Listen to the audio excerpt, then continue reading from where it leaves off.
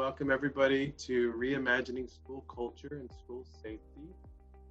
My name is Don Tickholm. I'm a Senior Program Officer with the Rockwell Fund. I think most of y'all know me, but if you don't, hello. I'm just going to talk for a little bit here and then turn it over to the members of the collaborative. And I want to talk a little bit about why the Rockwell Fund cares about issues of exclusionary discipline and criminalization of youth in schools or young people in schools. We're drawn to the issue because one of our focus areas is middle school dropout prevention. And we know that there is a link between exclusionary discipline and rates of dropout. The Rockwell Fund partnered with the Simmons Foundation about 3 years ago to help support the launch of this collaborative. And when I think I speak for both organizations saying we're very proud of the work that they have done and we're proud to continue to support them. We think that this work can improve equity in our schools and reduce the frequency of harmful practices in our schools. And so just like one more kind of note, you know, criminalization and harsh exclusionary discipline do not contribute to positive outcomes for children. Research shows that they do not have any helpful effects for children and for the schools. There's no evidence that I've seen that suspensions and arrests improve outcomes for the school at large or the individual student, but there is strong evidence that it is harmful. So we have to wonder why it's seen as normative that many of our schools that lack nurses or adequate counselors seem to be fully staffed with police as well as disciplinary assistant principals. And you know, this doesn't have to be the case. This reality can change. I think a lot of the advocates in our region have already brought in a lot of change, such as the pre-K to second grade suspension ban. But you know, I just hope that you'll stay connected to this issue and continue to believe that, you know, we can have a more equitable school system and that reforming disciplinary practices in school is a part of an equitable school system. Amanda's going to join us a little later, but I'm going to turn it over to the members of the collaborative now. Thanks. I see that Amanda is here. Amanda, would you like an opportunity to say anything? I think Dawn covered it all. Let's move on to your presentation. Okay. Oh, and there will be Q&A at the end. If you have questions along the way, put them in the Q&A section and we'll try to get to them at the end. So I want to first thank everyone who's joining us here. We're very proud of the work that we've done through the Safe and Supportive Schools Collaborative. It is, however, a mission that's going to take a long time to get to the point where we believe there's true equity. So we are pleased that you would take a moment with us this morning to talk about issues related to the Safe and Supportive Schools Collaboration, what we're trying to do, and what you may be able to help us do. The members of our collaboration include the Children's Defense Fund, Texas, Texas Appleseed, Disability Rights Texas, Harris County Youth Collective, One Houston, and the Earl Carl Institute. So I want to start by giving you a picture of why we thought it was important to come together as a collaborative and why we think it's important that we pursue this new campaign called the Counselors Not Cops campaign. So I'm going to start with that. If I can share my screen. I'm going to start by showing you Tasha's story. Can you all see the Counselors Not Cops? Okay. My name is Tarsha Jackson and is Markeith Jackson. When he was 10 years old, he was arrested at school before refusing to go to a timeout. He was charged with assault on a public servant because during the time of trying to get him into timeout, the teacher was restraining him. I received the call saying that my son was arrested and taken to jail for allegedly kicking a teacher. A child was arrested, a special needs child was literally handcuffed, put in the back of a police car, and taken to jail at 10 years old without his mother around. That that's a problem. So after the arrest, Marquis was in custody for a few days. He was returned back home, went back to school, and he was arrested again at school 2 days later.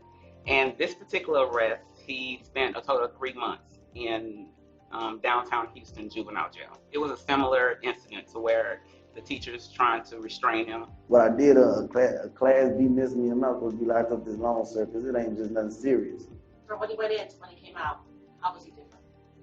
I mean, he was not Marquis. He wasn't the child that I thought I was raising. He was a kid that was suffering from post-traumatic stress disorder. When he got out, he tried to commit suicide twice. Sometimes I be like, forget life, like ain't nothing worth it. I be giving no hope. I stop praying. I be like, man, I be losing religious hope and everything. I be like, man, forget this stuff. I'm like, what did you kill me right now? You got me. He turned 18 years old, and there was an incident where one of the young boys that was in TYC with him committed an offense, and because they were seen together, Marquis was charged under the Texas law. He wouldn't snitch. He wouldn't tell what happened. It was like, whatever, I get. And so he got 15 years. But he wasn't, he was charged with aggravated assault with a deadly weapon. This is what he's in there now for. And he's been there for 11 years now. It changed his life forever. I mean, it took away his innocence. It took away his trust, his feeling safe in the environment that he's supposed to feel safe in. And so, yeah, it changed his life forever. It changed my life. It changed his brother's life. It changed my family's life, because we were now aware that we're being arrested for childish behavior. My name is Andrew Hairston, and I'm a project director at Texas Appleseed, a public interest justice center based in Austin. This case demonstrates why the school-to-prison pipeline operates in the way that it does, because one, it disproportionately impacts historically underserved groups of young people, such as Black and Latinx children, LGBTQ young people, and kids with disabilities. And these young people will be targeted early on in their K-12 education, sometimes in elementary school, often in middle school, for their age-appropriate routine behavior that has been characterized for some reason as willful defiance or willful disobedience. I think we just need to remove police out of schools and focus on, putting counselors, because back in the day we had counselors in our school that, if a kid act up, the counselor deal with you, you go to detention or whatever. We don't need police. So I think this program that TSU Earl Carr Institute is putting together is a much needed program. This framework of counselors, not cops, adopts the idea of divesting from school policing, which is proven to be exceptionally harmful to young people, and instead invest that money, often millions of dollars, into resources for mental health professionals like school counselors, school psychologists, and social workers who have the training and understanding about child development. Well, he was in prison so long because, one, he's a kid with mental disability, and kids that are with mental disability has no business being locked up or confined into any type of situation. Even the fact that they were trying to put him in timeout, that's not how you handle kids with mental disabilities. All I can think about is when Marquis was 10 years old in his elementary class, special needs class, what would his life would have been like if they would have never arrested him? Marquis' life would have been totally different. It would have been totally different. He would have been a child that had an opportunity. And we shouldn't still be sitting here talking about locking up kids. We shouldn't be talking about that. Destroying families. It's the whole family.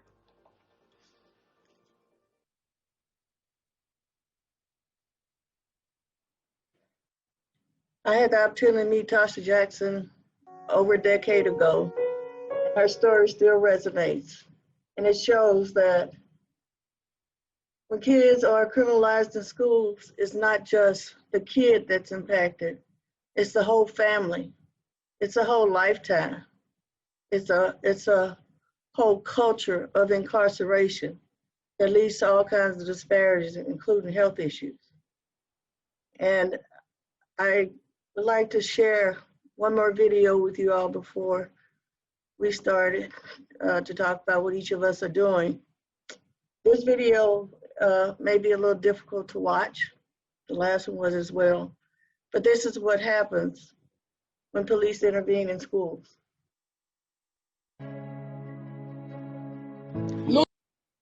Get up and walk. I got the phone call. They said, Miss Turner, something is not right with Luther. I said, okay, I'll be there. By the time I got to the school, when I saw my son, he was sitting on the floor in the classroom. Please, listen out! Luther's the type of child that if someone is doing him wrong and he comes to you and tell you, he feel like immediately he's supposed to handle that. So on that particular day, when the kid disturbed him and he tried to tell, they ignored the situation. So Luther started running behind the kid to defend himself. But then in the end of it, Luther got in trouble for trying to defend himself. Upon the arrival of the police officer, instead of them assessing the situation, they just took it in their hands and put my son in handcuffs when he was not violently attacking anyone. And then he was dragged out of the school forcibly without having an opportunity to explain himself or the situation at hand.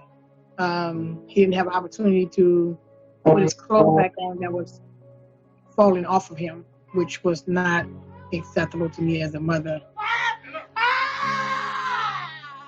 I don't see that you were helping me when you were violently dragging my son out of the school until after they got him into the police car, and he still didn't quite understand. And he was like, I want to be with my mommy and things like that. And I say, Luther, at this moment, you know, unfortunately you can't be with me. I have to have them to transport you to the hospital. My name is Carmel Willis, and I'm an attorney with Disability Rights Texas. I assist families in getting the appropriate education and behavior supports for their children within the school system. I'm so sorry. I get emotional when it's played back to me in my mind and trying to address the situation at hand. I'm so sorry. I don't mean to get emotional on you, but he's totally different. I met Ms. Turner through her concerns regarding the services her son was receiving. She felt like he was being isolated in an area, for children who were having behavior issues and not being integrated in the general education community in the school. He has mood disorders. So he not only has special needs, Luther is a child that has sleep apnea. Luther is a child that have a lot of allergy issues. Luther is a child that has ADHD. Luther is a child that has special needs. In this particular campaign, Counselors Not Cops campaign is crucial for children like Luther. Over-policing that happens many times in our school systems, especially with children of color and children with disabilities, makes them feel less safe and less supported in many of our schools. So it's not for an officer to come and manhandle a child of no age. It's not acceptable and should not be acceptable. If there's anyone watching who needs help with their child and getting the appropriate services for their child within the school system, we definitely want you to also contact Disability Rights Texas. We ask that you contact us at 1-800-315-3876, or you can go to our website to get more information about how to request our services. More parents need to get together and fight for the rights of making the school system put more counselors in the school for these children.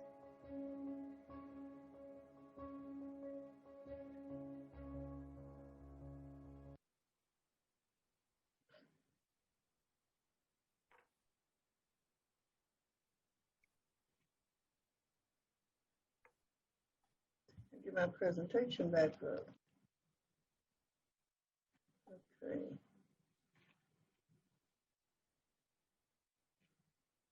Please be patient. The technology. Okay.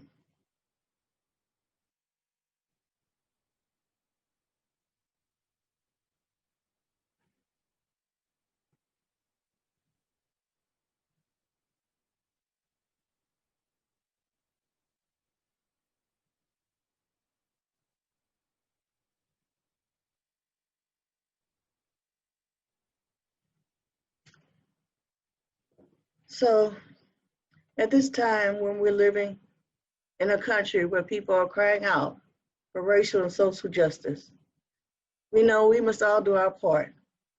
And that is the reason that the Safe and Supportive Schools collaboration is so intent on doing this work. So our goals: we want to reduce exclusionary disciplinary procedures and practices in the Houston Independent School District.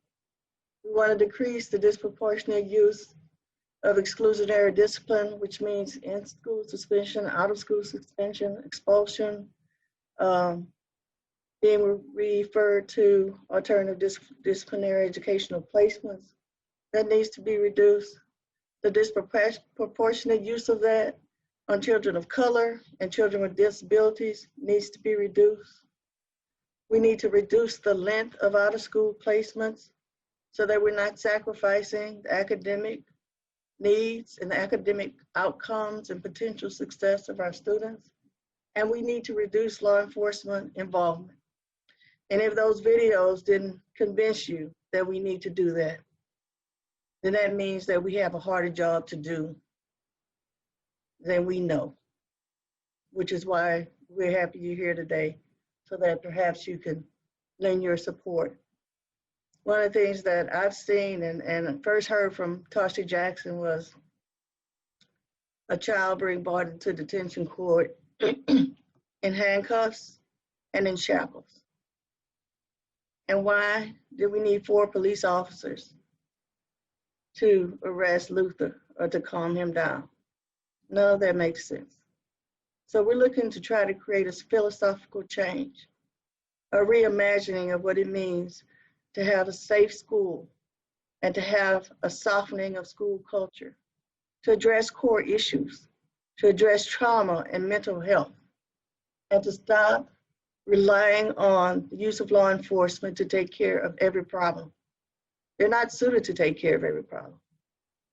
They're not suited to be the social worker. In many cases, they're not suited to be the mentor. They shouldn't even be suited to break up a fight. That can be done by hall monitors.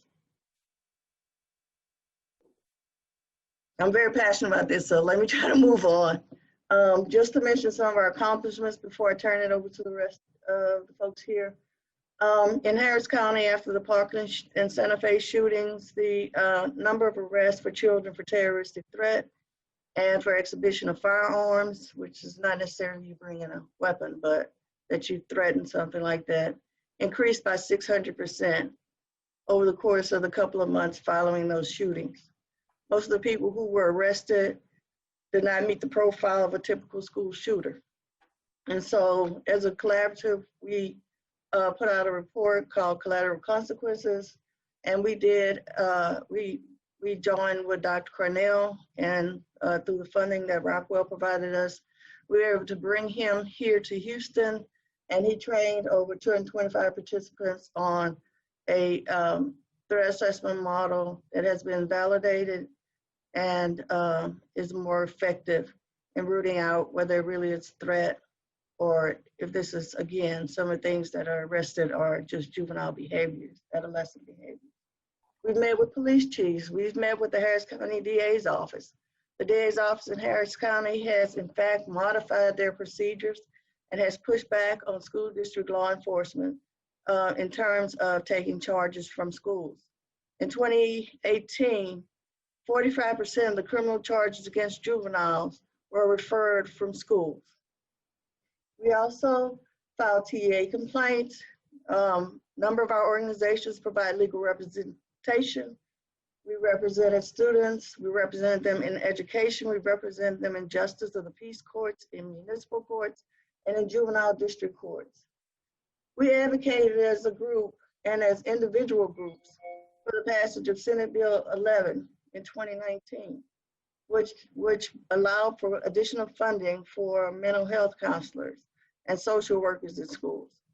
When that passed, we advocated reaching out to all the surrounding school districts and providing them with information about the bill, how the funds could be used, and what resources were available to them.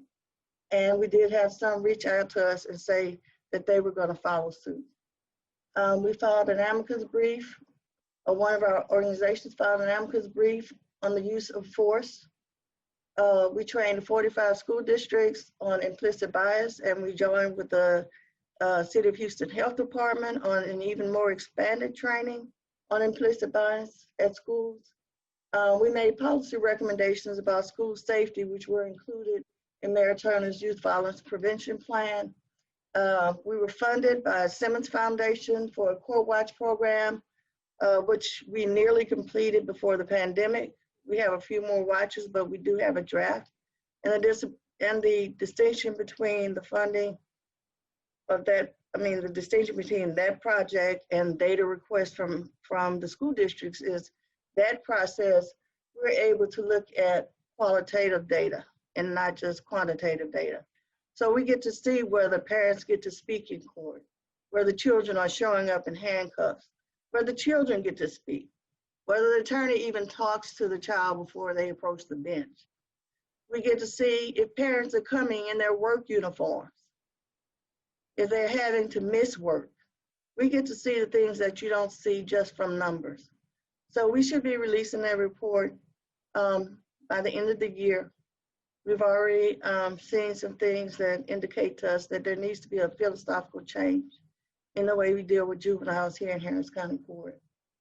We also, some of our organizations have been meeting with the Harris County Judge, Lena Hidalgo, who has created a task force to transform juvenile justice in Harris County. And that has been put on hold, but we have been assured that we're going to be progressing on that matter.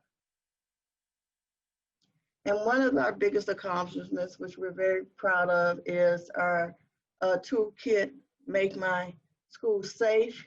It has a number of thumbnails with information that applies to different situations. Your children's rights at schools. There's no such thing as zero tolerance. You know, a lot of people don't know that. There are some exceptions. That information is here. What makes a school safe? But how do you deal with threats?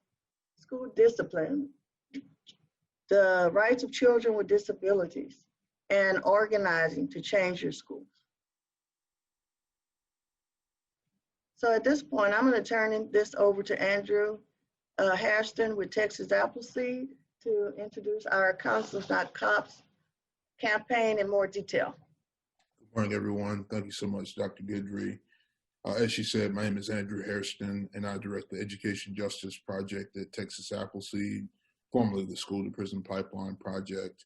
Texas Appleseed, again, is a public interest justice center founded in 1996 and based in Austin that has a broad mission to address unjust laws and policies that unduly impact historically underserved Texans. In addition to our education justice work, we focus on youth justice, criminal justice reform, fair housing, and disaster recovery and relief, and also new projects and pro bono efforts as various concerns come up during this time, especially during the pandemic. We can go to the next slide. So as a part of the work that Dr. Guidry spoke about, and certainly after we witnessed the really carceral response in the wake of Parkland and Santa Fe in 2018, we thought about how we could contextualize some of the work that we've been doing as a collaborative for the past couple of years within broader efforts to dismantle the school to prison pipeline and to end school policing. And so after a number of conversations within our collaborative, we decided to launch a Counselors Not Cops campaign. This effort certainly is supported by and bolstered by national efforts. There's a group called the Dignity in Schools campaign that launched a Counselors Not Cops effort probably about a decade ago.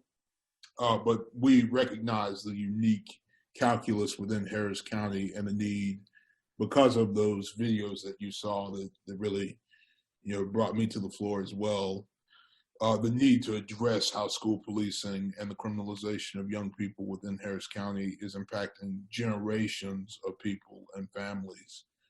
So, our Counselors Not Cops effort is an effort to reform school discipline policy, to reduce exclusionary discipline practices, and to ensure that the criminalization of young people, especially Black and brown children, LGBTQ young people, and kids with disabilities, ceases to exist.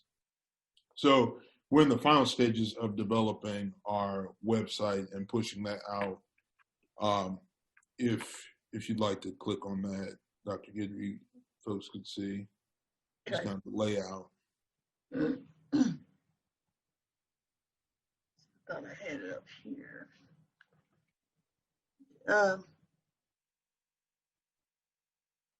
Andrew, you can go ahead while I try to. Yeah, absolutely, for sure. So with this Counselors Not Cops website, we will feature the videos that you all saw earlier during this presentation. We will feature the report that we have worked on for the past year at this point. And in that report, we have analyzed, and this is how we typically do our work at Texas Appleseed, receiving public information through data requests and through information that is voluntarily offered by local government agencies or state government agencies to see the use of force, arrests, Class C complaints that were issued by school police officers in 7 districts around Houston, in and around Houston, and also the school staffing numbers. In that video with Ms. Jackson, I spoke about our dual efforts both to reduce the scope of school policing, but also increase investments in mental health resources and trained child development professionals like school psychologists and school counselors. And so you can see here, thank you, Dr. Guidry, we have just the history of the school to prison pipeline that we go into on our website.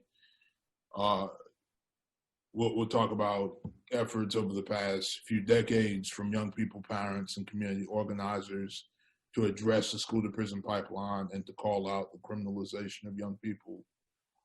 And you'll see a place for the videos that we have, and under the publication section, the Counselors Not Cops report will exist very soon. I just want to point out, I'm not able to, for some reason, I'm not able to get there, but I do want to let everyone know that the website has a page that has multiple thumbnails, and it includes materials on advocating before school boards. It includes resources for parents and children. It includes resources for children with disabilities. It includes resources for children of color. It also includes resources and information about youth engagement. Absolutely. No, we're really excited about the website and the campaign. So I wanted to highlight a few things for folks on the call with our data. First, we can look at arrest data. So not surprisingly, based on those videos and the background that have been provided in this presentation, Black children were consistently and disproportionately represented in the arrests that took place in 2018, 2019 in 7 school districts in and around Houston. And for background, we looked at school districts like Houston ISD itself, Spring ISD, Cypress, Fairbanks, Clear Creek, Aldine, Pasadena, to really get a clear picture of what's going on in Houston and its suburbs. So in Spring ISD, for instance, Black children accounted for 40% of student enrollment last year, yet they represent a staggering 74% of students who were arrested last year in school. In Clear Creek, again, Black children, 8% of the student population, but 24% of the arrests, right, that were conducted by school police officers in 1819. The same exists with use of force data. That was the first time I had actually seen the Luther video, and it just, I am appreciative of the personal anecdotes that we see in our work, even though we have been doing this work individually and collectively for a long time, to just see the human impact and the suffering that is unnecessarily inflicted upon young people is a good grounding in this work and a reminder to continue. So for use of force, we have, for example, Katy ISD. You have Black children as 11% of the population, with 29% of the use of force incidents last year. And at Cypress Fairbanks, this really stood out to us. Black children are 19% of the student population, but 70% of the young people who were subjected to use of force by school police officers last year. And like Luther, these children might be late elementary, middle school, high school students. These are young children who will be subjected to this mistreatment. And then for Class C complaints, we had previously engaged in advocacy to try to decriminalize truancy and the ability of school police officers to issue tickets to young people and their families for not showing up to schools. And we've had some success in both state and federal efforts to revise this practice in Texas, but still it persists.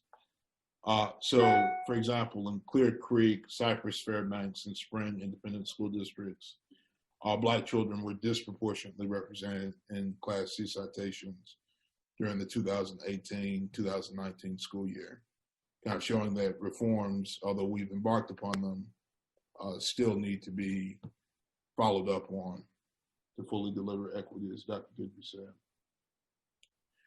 And then the last piece of this is the staffing numbers. So in the 86th legislative session, Texas Appleseed authored a white paper called Guarding Our Most Precious Resources to generally discuss how school districts across the state are not meeting the recommended ratios of school counselors to young people and school psychologists to young people, among other professions. And so, for example, we found that in Houston ISD, there are 230 school counselors that they reported for the 18-19 school year, but nearly 210,000 students in Houston ISD. For context, the recommended ratio is one school counselor for every 250 students. So, you know, not to do the math on the spot, but that clearly is not one school counselor for every 250 students. And then a number of school districts that we analyzed, Katy, Pasadena, Cypress Fairbanks, and Spring, all of them reported not having any school counselors, social workers, employed by the district for the 18-19 school year. No full-time social workers were employed. So yeah, that just gives you a snippet. We have much work to do. We appreciate you for joining this presentation. I'll turn it back. Dr. Goodby. Okay, next is Carmel Willis. Thank you, Dr. Guidry. So I'm an attorney with Disability Rights Texas, and for this portion of the presentation, I'll focus on current juvenile cases at Disability Rights Texas and also spotlight why we need the Counselors Not Cops campaign. I want to start by giving you a little bit of background about Disability Rights Texas. So we are the Protection Advocacy Network agency in the state of Texas. We are funded by Congress to provide legal advocacy to people with disabilities. We provide services in a number of different service areas, but our work involves direct legal services, and we also engage in state policy advocacy and systemic litigation. Next slide, please. Okay, and then the next one. Okay, so one of the groups I want to spotlight for purposes of this presentation is the education team at Disability Rights Texas. So that's the team that I'm a part of, and we focus on providing legal representation and advocacy to improve educational supports for students with disabilities. Our efforts have included things such as helping children with disabilities be integrated into the general classroom settings alongside their peers who do not have disabilities. We also want to make sure that students with disabilities have the appropriate assistive technology so that they can have success in school. We work to make sure that children with disabilities aren't disciplined, restrained, or secluded because of their disability. Many of our students, we want to make sure that they receive the appropriate transition services within the school system so that when they are ready to age out or graduate, that they have the appropriate skills needed to succeed in life. We also want to bring awareness to parents so they are aware of what their children's rights are, the things that the school district should be providing. But then also we want to provide advocacy to those families, and also allow policymakers to be made aware of the sort of issues that children with disabilities face and how we need to tackle these issues. Next slide, please. So each year at Disability Rights Texas, we provide services to approximately 1,000 students. Through this casework, our goal is to improve outcomes for our individual students, but also we want to force systemic change within these various school districts. In 2019, we were able to represent 181 students in cases to prevent disciplinary removal or law enforcement referral, which again is important to keep the children in school so that they can get the appropriate educational services they need. We also represented 48 students in cases involving wrongful use of force, restraint, or seclusion, similar to what you saw with Luther, where the extreme force was used against that student. These are examples of the types of cases that we've handled and the numbers to demonstrate how many. Next slide, please. So one program I want to spotlight in terms of our education program is the education advocacy piece that provides services to probation-involved youth. So this group is focused on bridging the gap between the school system and the youth who are already in the criminal justice system. So DRTX engaged in a partnership with Harris County Juvenile Probation, and their work is focused on providing the educational advocacy that these students need, despite the fact that they are in the criminal justice system. This is the first type of partnership of its kind in our country, so we're really excited about it in terms of the probation officers partnering with a legal services program. Since the program's inception, the numbers have increased each year, and last year the program was able to serve 439 students. So clearly there's a lot of work to be done, and I'm sure there's more to come in the near future. Next slide, please. So now I want to highlight a case example, a real life example of why this Counselors Not Cops campaign is crucial for our students. So Donald is a 16-year-old African-American male student who's been struggling in school both academically and behaviorally for years. He's had numerous suspensions. He's both ISS and out-of-school suspensions, but he still hasn't qualified for special education services. During the last encounter on the general campus, an incident occurred, and he was actually disciplined and referred to the disciplinary alternative education program. So while they're at the DAEP, there was one day in the classroom, he was allegedly horseplaying with another student in the class and throwing apple slices. So the teacher contacted the principal, who then came down to talk to the student, but he told the principal, I didn't do it, like I didn't do it. So from that point, the school resource officer was contacted. School resource officer continued to talk to him, and the student again reiterated, I didn't do it, I wasn't throwing anything. So then another resource officer was contacted and came down to the classroom, and the situation escalated to the point where the child was forcefully restrained, slammed down on the ground. The room was pepper sprayed, and then he was arrested. And the thing is, remember that all of this stemmed from an alleged throwing of apple slices. But from this incident, this particular child was expelled from school, and he was only given a few hours of educational services per week. So here we have a child who already is struggling academically, and now he's getting literally nothing in terms of education services. So again, this is why cases like this demonstrate that the Counselors Not Cops campaign is crucial. If this child had had the appropriate intervention services in place, police never would have been contacted, and he never would have been taken out and arrested from the school. Next slide. So the work we do at Disability Rights Texas, my particular position is funded by Texas Access to Justice Foundation. So we're very grateful for that, for a 3-year project, and I get to actually partner with SSSC full-time during my position. I'm currently in year 2. My position focuses on providing services to students with disabilities, and particularly Black students with disabilities, since they are most impacted by the school to prison pipeline. Without the funding that we now have from my position, Disability Rights Texas would not be able to provide these services to students. We wouldn't be able to engage in the local policy advocacy and represent these children who are potentially being sent to the school to prison pipeline. My funding for this position ends in 2 years, so there's a huge gap in terms of the need for the agency and for the services. And as you've seen with those videos that Dr. Guidry showed you, we need this work. We need these services because these children need us. Thank you for your attention, and then I'll hand it off to the next partner. Okay, on behalf of the Earl Carl Institute, we have Cara Donovan. Hi, thank you for your time, everyone. And so with the Earl Carl Institute, we seek to empower underserved communities by addressing systemic social issues through legal representation, research, education, and advocacy.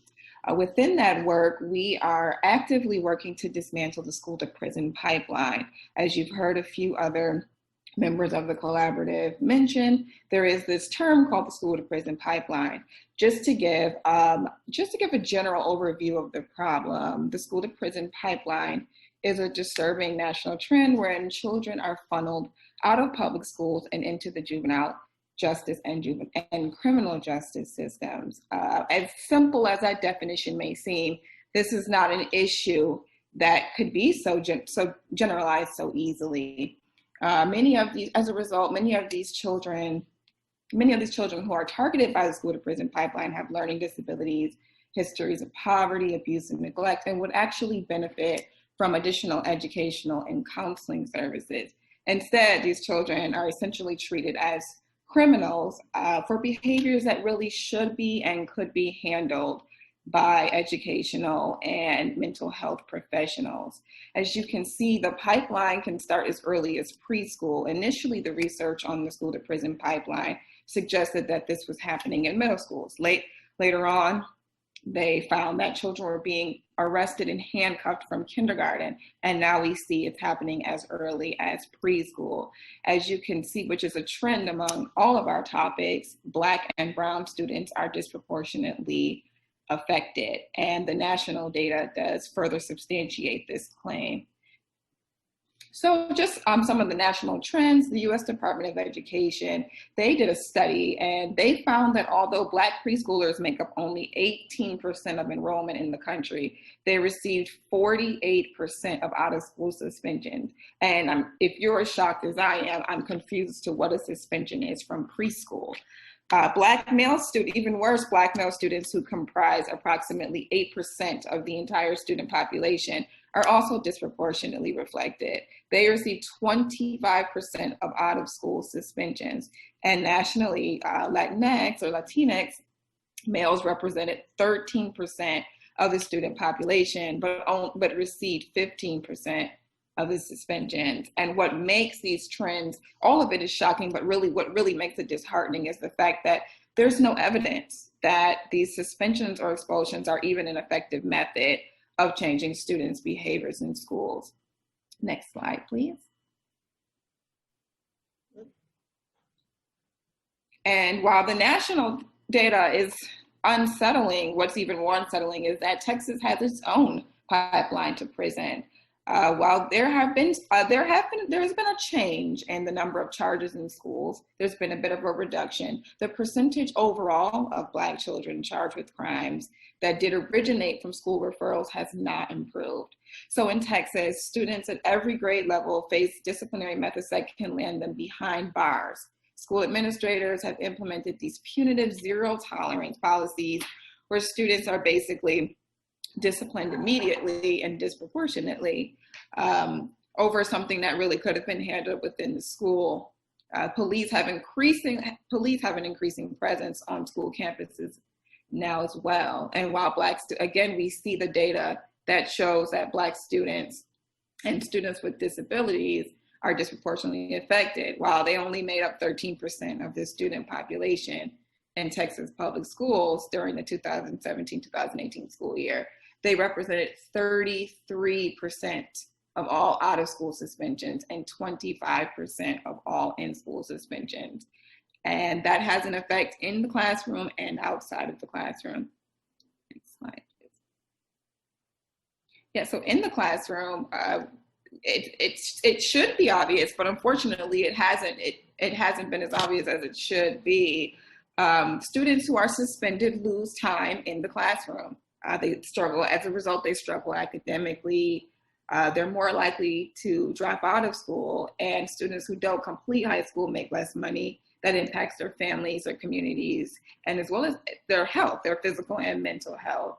Outside of the classroom, it's so important to note that school-based policing is really confined to the school building itself. So after an encounter with officers, many students can be manhandled and be physically and psychologically harmed, but they can also be arrested. Following arrest, students are often required to appear in court, sometimes without legal aid. They also can be brought into courtrooms in shackles, with shackles on their hands and their feet. And also they may face hundreds of dollars in fines. They may be sentenced to community service. And in many cases, they do end up with a lasting criminal record that undoubtedly affects applications to jobs, to colleges, and even if they wanted to join the military. And with that, I'm going to turn that back over to the other members of our collaborative, and thank you for your time. Well, before I turn it over to the Children's Defense Fund, I just wanted to share a couple of cases that I think will really exemplify the problem for children of color. So there was a case that we had at the Earl Carl Institute where a student was charged with using a counterfeit bill to pay for his lunch. This school was primarily comprised of students who received free lunch. The bill looked real to everyone. It looked real to the person who received it. It looked real to the parents who went to look at it afterwards. It looked real to the student. The only way they found out that it was a fraudulent bill was because they used a scan at the end of the day to look for forgeries and counterfeit money. Our client was charged with third-degree felony. And I contacted a person that I deal with in the local media, and I said, I don't believe this would happen to a white child. I truly believe that if my client had not been Black, the parent would have been called and said, bring a $20 bill up here, and we're going to suspend them for 3 days in school or out of school suspension. Anyway, the child passed the $10 bill to buy his lunch, left the balance on his lunch card.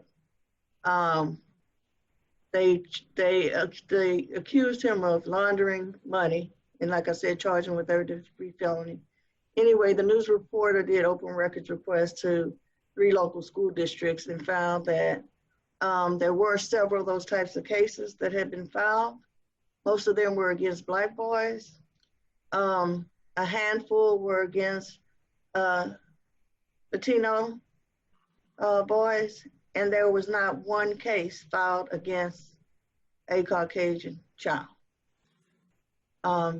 It was shocking.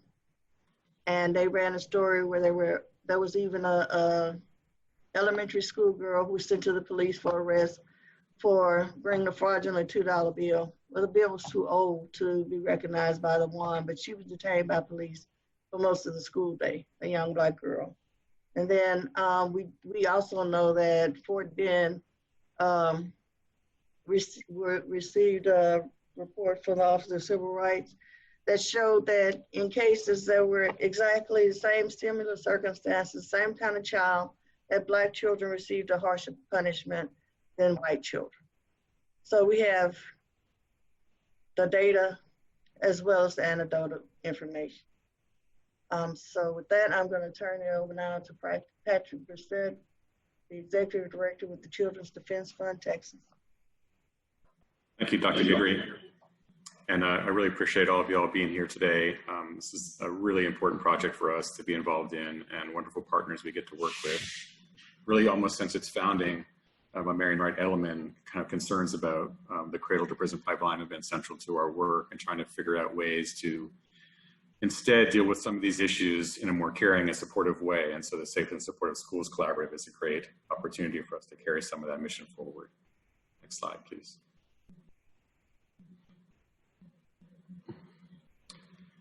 Among the parts of this work that we've been focused on is trying to lift up youth voices themselves in the kind of decision making and the kind of policy choices that are made in schools and in communities. So we have a relatively good set of work that we've been doing in youth civic engagement and education. It is both about lifting youth voice. It's also, and in that case, we did a virtual town hall in 2018. We're looking specifically at a youth vote. We work in a big coalition of people trying to improve high school voter participation. We recently have a paper that we're finishing on best practices in reaching and engaging opportunity youth. A lot of civic engagement activities are done with students who are in school, and yet there's a large proportion of young people who are not in college, not currently in school, and trying to figure out a way to reach them and give them a voice as well. We have a monthly newsletter, and then particularly for this project, we have been working on an effort called the Youth Bill of Rights. Next slide, please. In a previous job, I had done some work in other communities, and I had noticed some organizing of youth leaders to basically develop a youth bill of rights that was then presented for adoption to a city council or a county commissioner's court, and in a couple of cases, even a school board. And so we have been working over the last couple of years with groups of youth in Austin and in Houston, including some members of the Youth Collective that you'll hear from later, to develop this youth bill of rights and to break into some subgroups that are focused on specific issues. School climate has definitely been one of those. We are hearing from youth their expressed need to actually have more access to counselors and supports in schools, and those things are ending up in some of the subcommittees that are working on the kind of educational parts of this youth bill of rights. Research shows, and we see this with our youth leaders as well, that school policing actually does not make them feel safer. They actually feel less safe, particularly for the students of color and students with disabilities. And so really trying to listen to the voices of youth themselves in schools has been part of this effort. You can go next. This just outlines some of the details of that. We've presented to about 150 youth in Houston and Austin. We have had monthly meetings with small groups of young leaders that have been doing this work. I imagine that we'll start to see the pandemic has slowed down some of that, as you might imagine. But the leaders have really been working behind the scenes, and we've got good drafts that are underway. And then we're starting a process in the fall to think about how they get presented to various public bodies. As I said, either a city council or a county commission or a school board, if that's appropriate for some of the school-based recommendations.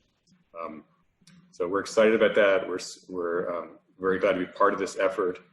We've done some research in the past on issues like restorative justice, and we just know that there's so many other ways that we could be serving students in schools, and we really do not need to be spending these millions of dollars on school police forces. I encourage you to look at some of the data that Andrew and his team have put together, and you may have seen some letters that we all jointly signed to a number of local school districts to get them to divest from school policing. And it's really kind of staggering amount of millions of dollars that are spent on school policing when it could really be spent, as you said, to do something to dent our terrible ratio of counselors to students. So thank you for participating in this, and we hope you can find a way to support this effort going forward. Thank you. And we have the Harris County Youth Collective, Angel Jackson and Tevin Johnson.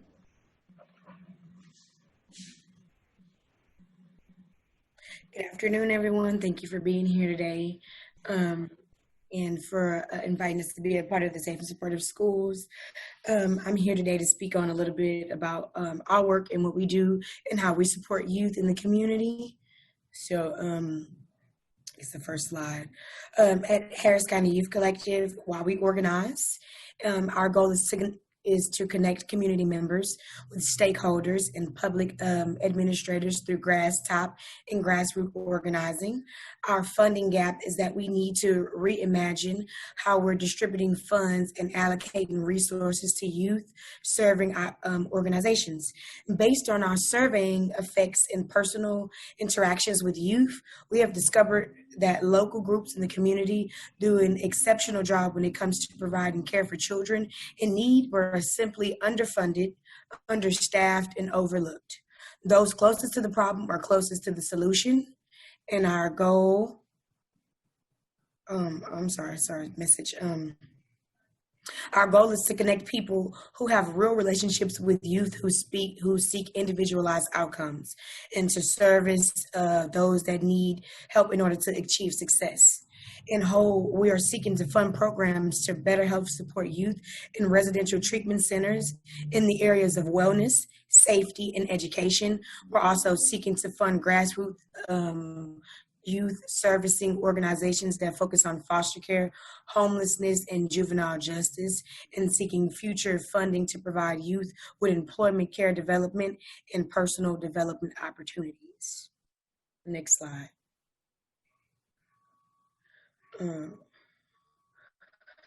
After connecting with youth and providing peer-to-peer support to youth in RTCs, we found that the dual status population is the highest in Region 6A. We understand that many of these children and young adults are limited to where they could going outside of their current facility. The only spaces that the only spaces that they are able to go is school, church, and their immediate community. So our goal is to imagine how we could create new forms of support and reimagine responsibilities of adults who are closest to them in proximity or in our most vulnerable population. So we're, through our canvassing, we're identifying that the community is the ones that can really make the change when connecting with individuals in the RTCs in Third Ward and, and the North Side areas and things like that. Next slide.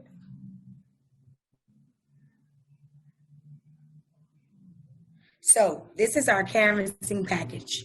When we're outside in the community canvassing and knocking on doors, we created a package to identify mainly the concerns. So we create a map of the areas that we need, where we find our most needed population. We create a questionnaire, and we've shortened it compared to where we are now here. When we first started canvassing, we were actually just using papers and we were writing, doing the old school way. But now we've created we now have tablets, and we've shortened the questionnaire to maybe like 5 questions, but they're more meaty. So we ask them questions about if they know what a dual status youth are, if they realize that they have a residential treatment centers in their area, if they have any children that have been affected through juvenile justice as well as foster care, and we create them with a fact sheet about the data and the information that we know. Just in case they don't know, we bring the awareness to them. We ask them if they'd like to sign up to come to be notified when we do have events in the neighborhood and give backs and things like that. We have a script that we tell them who we are, what we're about, what the work that we can do, and who we're identifying.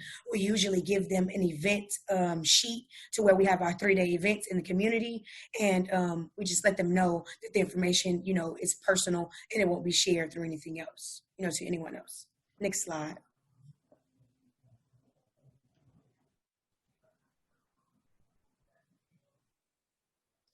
Yes, I'm Tevin Johnson.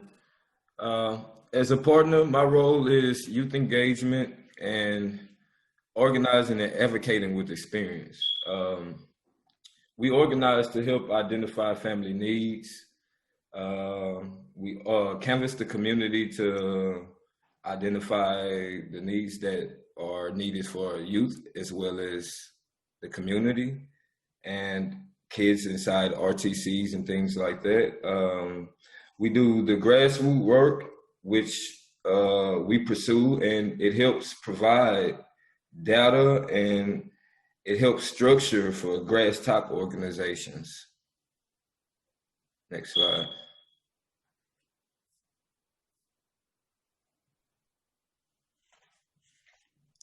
Here we have areas that we canvass and do our grassroots work. We canvass areas such as the Third Ward area. We canvass the North Side area such as Acres Home. Basically, any areas that have a lot of minority issues and poverty. So those are the areas that we focus on with youth and community engagement. As you can see, all the red pinpoints. Next slide. Can I say something about this? During these canvassing efforts, we're able to identify dual status youth outside of our CYPM crossover youth practice model and provide them with support by connecting them to what we've recognized to many services that are offered by the government association at times are difficult to navigate outside of the distance to be accessed community members. We're being aware. So that's what we're using that map to create, to identify the areas in which we need to, bring resources into the community.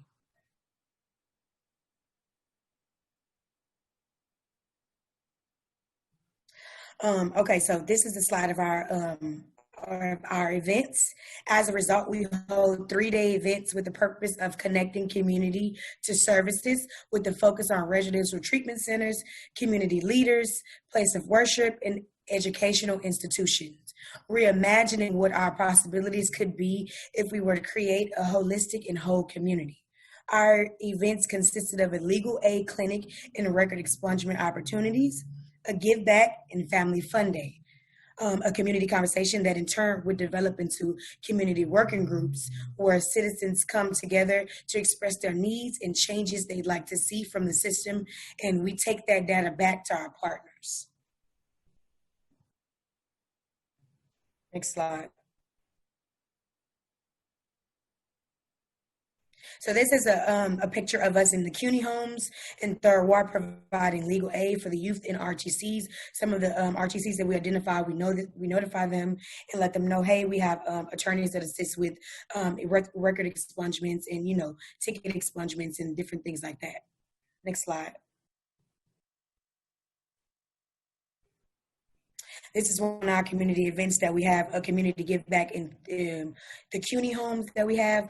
A lot of the children's come out and we give out snow cones and hot dogs and foods, and we had dance contests and things like that. This is one of our attorneys that comes and speaks about, knowing your rights. And also we have someone come out and speak with the community about how to better assess with credit issues and how to do things like that.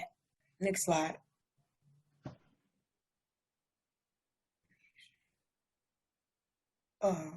Okay. One Houston is one of the organizations that we work with in order to connect, youth with different opportunities. I was going to ask Tevin before we move to One Houston, if you would share about your current phone banking project. Yes, I can share about that. I'm currently I'm done with the phone banking process now that we have the videos that we need. We've been collecting data and videos from children that's been, on the other side of the school policing, the not so good side. So we've collected data and videos, and we will be releasing them to the Earl Call Institute to share their consent. So they're good to go. The thing is, they're sharing their experience, and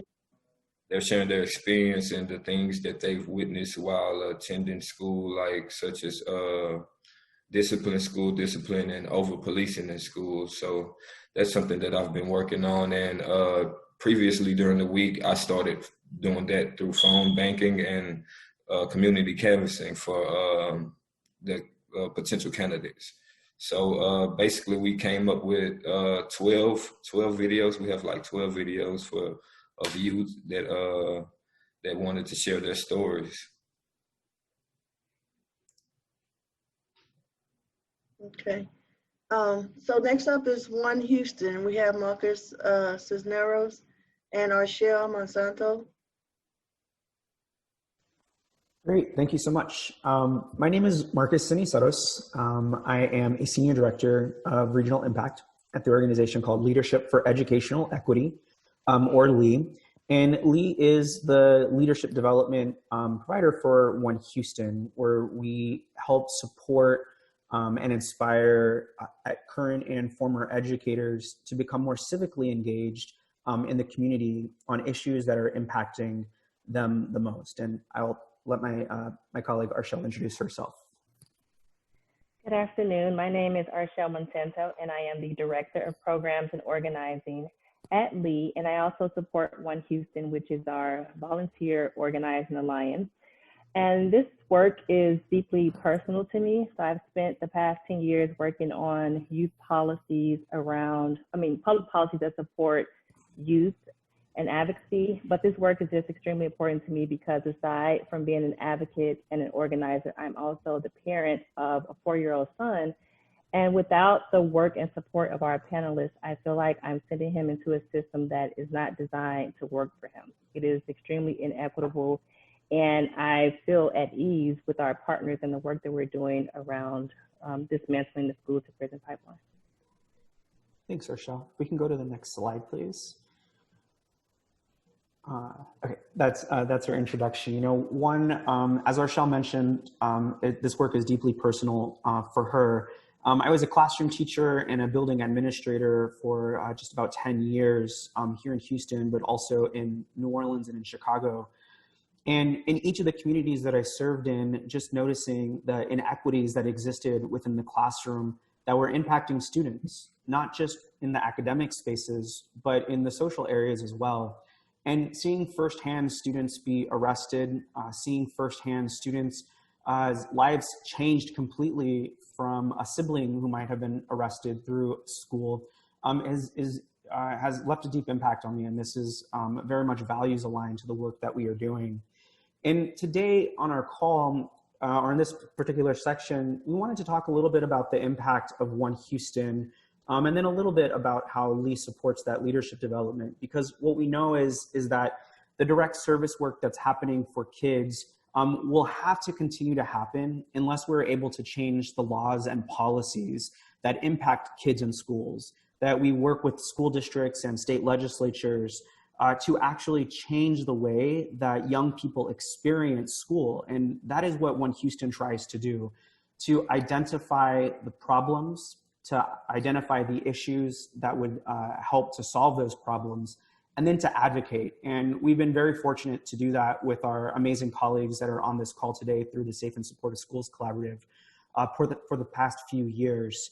And we are excited to share a little bit more about that work. If we can go to the next slide.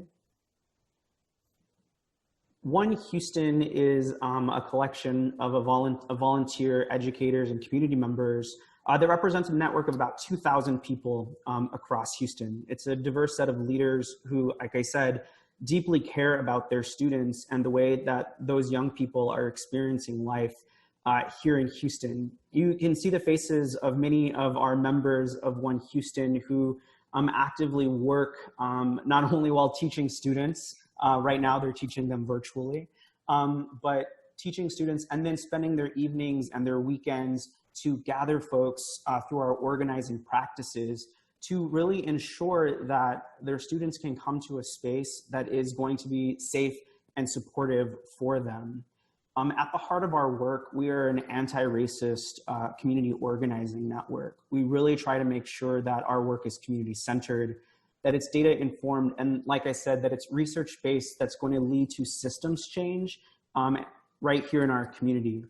And we are able to support the work of One Houston through the leadership development platform at Lee, the organization that I help to lead here in Houston. What that looks like is a series of workshops, training series, one-on-one coaching to develop the organizing skills necessary to make this change for their students. As an educator, I had to learn how to support students, continuing education classes, the ways and the pedagogy that's going to happen. And we believe that community organizing is not something that just shows up. It's not something that happens overnight. In order to make long-term systems change, there are specific ways in which we can do that. And that's what Lee helps to build for our members and for the community around us, that sharing of information eliminating the barriers that would keep an educator from advocating for their students, and establishing the ecosystem that really supports this change to happen. And if we can go to the next slide, Arshel is going to tell us a little bit about what One Houston is focused on right now. Thank you. So this is our current scope of work. We divide One Houston into issue action teams, and we have 3 main areas of focus, and then we have some other ones that we are working on as well. So with our disrupting and dismantling the school to prison pipeline, that's where we see our biggest effort for obvious reasons that we've shared on the call. In that work group, we also share, we also partner with other coalitions. So for example, we are part of the Citywide Implicit Bias Project. And our role in that, we helped to develop 9 policy recommendations. And of those 9 policy recommendations, one of them is focusing on more mental health counselors on campus and also the implicit bias training. I saw in the chat that someone had asked a question about what the ratio of like mental health counselors to police are on campus. And I can tell you that the best practice around mental health counselors on campus, it's 1 counselor for every 250 students. And none of the schools throughout Greater Houston are meeting that ratio. And Houston ISD, their ratio is for every 1 counselor, they're supporting over 1,100 students. We want to work on some of that policy change where we're divesting those funds from police departments and putting those monies right into mental health. Our second issue action team is immigrant, refugee, and undocumented student support, which we call IRIS. And it's sort of foundational and the driving force of our early work about 5 years ago. We also know that aside from the school to prison pipeline, in this body of work, there's also the school to deportation pipeline. So our organizers, they work to provide supports for this specific population. And those supports could be around legal aid or even just like bilingual resources for parents so they're able to support their students at school. And then our other one is schools as community hubs, where we want for schools to be that just like one-stop shop for parents and community. And we want those services to go beyond education in order for students to be successful. So imagine a space where if students are hungry, they can receive food from partner organizations like the food bank. If students need to see the doctor, there is a partnership with Texas Children's Hospital or any of the other medical providers. So those are some of the policies that our issues action teams are working on. And then like some of the ancillary projects, we have our One Houston Junior Board where we wanted to make sure that we were uplifting the voices of students in the policies that we were creating because it impacts them. And then you can read about some of the other things that we're working on, being more civically engaged with our Get Out the Vote efforts, as well as taking some of the policies that we're working on here locally and turning them into statewide policies. So at the beginning of our call, Don mentioned the suspension ban of pre-K through 2nd grade. That started here in Houston, and then it eventually became a statewide law. Next slide, please. And there is a method to our madness. So over on the left, you'll see this image of what we call the organizing cycle. And then you can see like what that means right here on the right. But our framework, it starts with putting race at the center of our work. So with a lot of the data points that we saw today, it's racially charged. Like our students, our Black and brown students are being targeted. So we start with that, having race and power consciousness like right at the core of our work. And then we go into the deep listening phase where we host house meetings, where we're out getting the voice of the community to figure out like what these issues are in the spaces where they work and learn and play that we can organize around. And prior to the pandemic, we had a goal of engaging 1,000 people across Greater Houston to hear like what's happening in their schools. We were about 50%, so we were able to engage about 500 people before we had to go virtual, but our work is still continuing like in that space. And then the research actions, that's when we take those stories and we pair it with the data and the trends to figure out like what are the root causes of what's happening. And then we have our actions and reflection piece. And those are public actions where we call for change and we target them directly at decision makers. And we identify decision makers as the people who can give us the change that we're demanding. So we present at school boards around our policies. So for example, we provided written and oral testimony at the school board meetings during the last school year calling for more counselors on campus. We created petitions where we encourage people to do the same. And then we also worked with elected officials to draft these policies that we want to see statewide. And then just over at the bottom left, you have some pictures of our organizers, how we've taken our work that's normally done in the community and made it virtual. We've also hosted a few decision makers to like power map and figure out like who's making these decisions that are impacting us and what's our role to play in that. Next slide, please. Awesome. As Arshel mentioned, utilizing our organizing cycle to engage educators in this systems change work is really important and is underlying to be able to have impact that we see. And it's what we appreciate bringing to the Safe and Supportive Schools Collaborative, the proximity to the issues, the proximity to the classroom and to the students, and being able to center student and educator voice and community voice before we decide what policy we think would be needed. We don't work on policies related to school to prison pipeline because we think it would be good. We work on these because we've heard how it has directly impacted students and their families, and that's how we're able to do this work. Two of our newer initiatives that we've been working on is a school organizing cohort. And what this does is that we work with educators to think about what does community organizing look like on their school campus? How could they organize with the students and families that they teach? When we began this program about 3 years ago, we had 16 fellows, what you'll see in the initial photo there. And today, 3 years later, we've had over 120 educators that have been trained in how to organize, how to listen to their students, and how to take action with over 80 plus school-based wins happening. That means their school principal, their school district changed something that was impacting their students on their campus, many of them relating to school discipline. And as Arshel also mentioned, we're launching our youth organizing collective work. And we do that through the One Houston Junior Board. You'll see Dylan, he's 13. He attended one of our house meetings with his teacher, Mr. Dubose there.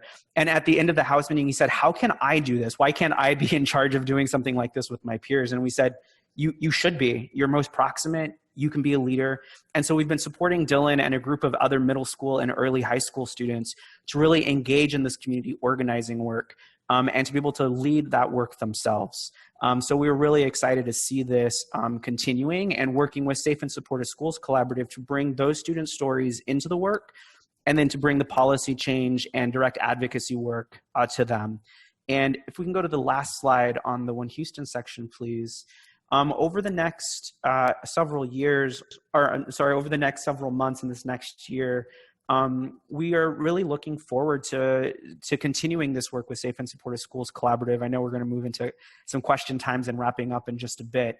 But we also are looking at exploring how that civic engagement works with educators, looking at this upcoming legislative session where we have already engaged several state lawmakers to draft legislation and file legislation of this upcoming session that is going to impact schools and school discipline. As we mentioned, we're working more deeply with our students and our young people in this particular space. And we look forward to being able to engage with each of you and continuing to expand our supporter network for the work that's happening with organizing and the work that's happening with Safe and Supportive Schools Collaborative. So I'll pass it back over.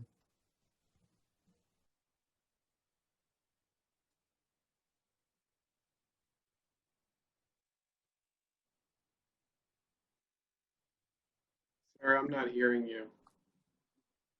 You're muted.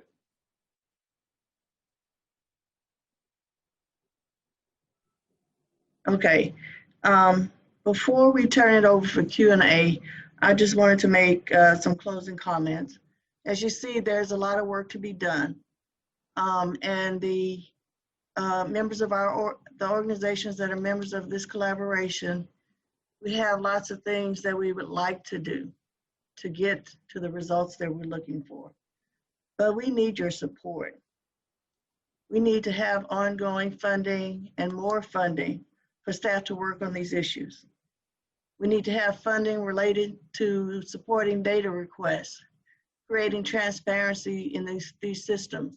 One of the things I think was not mentioned that we should mention is, in this council's narcotics report, Texas Appleseed sought data from HISD about law enforcement on their campuses. They refused to provide that data. They appealed it to the Attorney General's office, which upheld their decision. We need to be able to have funds to challenge that, to go further. We need to, in order to accomplish any of our goals, we need to be able to have transparency of data in the work that we're doing in the research. We need more funding for youth engagement. I think you've heard a number of people talk about how they need to lead the conversation because what we're trying to do directly impacts them. And we need their support. We need to support them. They need to be paid for the work that they do. They need to be able to expand the work that they're able to do. We should have student advocates all around this city with all the issues that are going on. We're talking about racial and social justice. They need to lead that march, and we need to step back and let them do it. And so right now we're talking about racial and social justice. We need to all step up to the plate. And when we sent out the letter about defunding the police, young people in San Antonio went and protested in front of their schools. You know what the headlines read? It was impressive, the amount of leeway that they got, the responses they got when they went and protested versus older protesters. We need to strengthen our work around academic focus and research. We need funds to support systemic litigation. We need to be fighting the use of excessive force in the courts as well as in policy places. We need support to create educational justice initiatives where we're going out and educating our communities, educating our stakeholders, and making those consistent and constant, and not just a one up here or one up there, but where we can provide this on an ongoing basis. We need funds to support our clients. We would like to create a legal social services medical partnership so that when our clients come to us, we know they're suffering traumas, they're needing mental health support. Right now, they may just be needing money to pay rent. So we need to be able, as legal services providers, to also provide holistic services where we're working for the whole of our clients. We also want to be able to continue multi-year funding. We thank Rockwell and Simmons, but we need much more. We need these people who are on this call to be able to be on this call next year, to be able to be on this call 5 years from now, so we can have consistency in pushing this motion. And we just need your support in promoting what we're trying to do and saying it is time to reimagine school safety and school culture. So with that, we thank you for listening, and we will open it up to Q&A.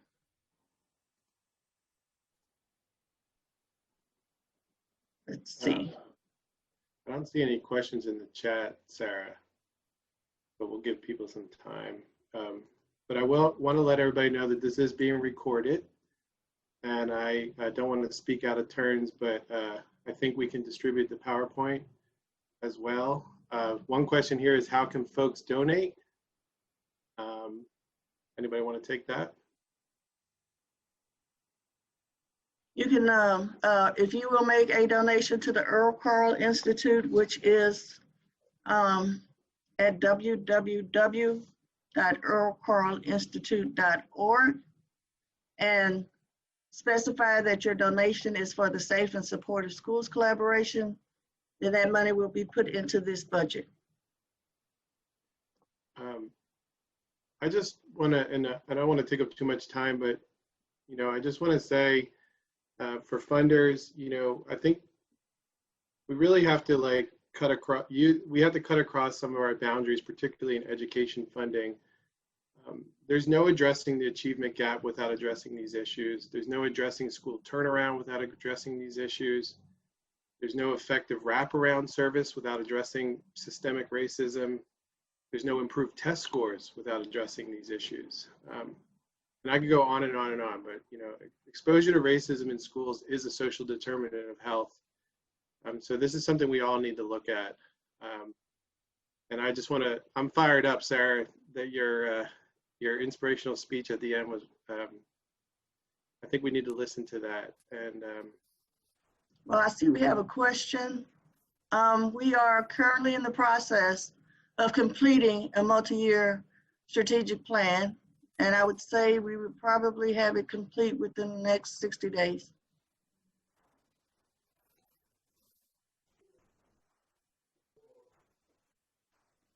And when do you think the website will be up? The website should be up, the Counselors Not Cops website should be up in the next 2 weeks. Actually, we were almost finalized with it today, so it may be within the next few days, but I'm going to say no longer than 2 weeks.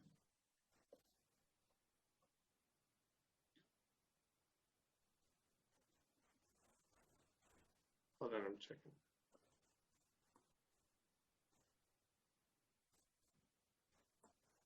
Any other questions or comments?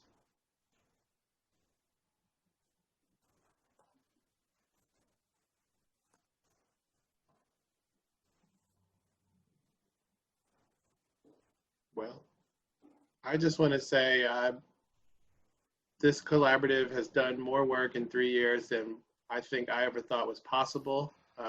When they do their grant reports for us, it takes at least 20 minutes to read the accomplishments.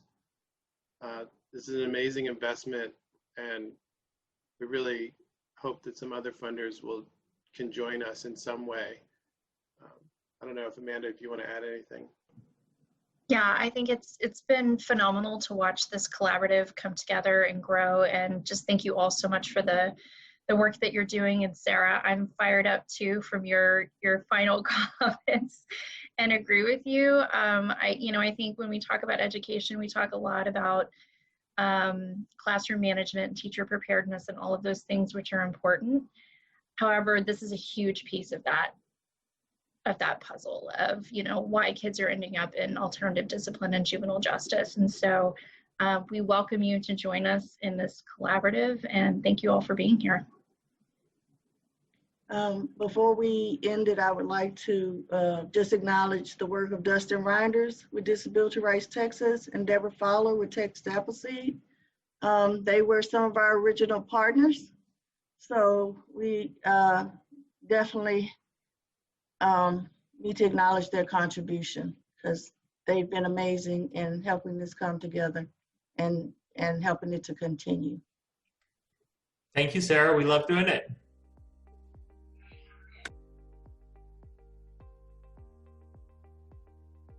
Bye, everybody.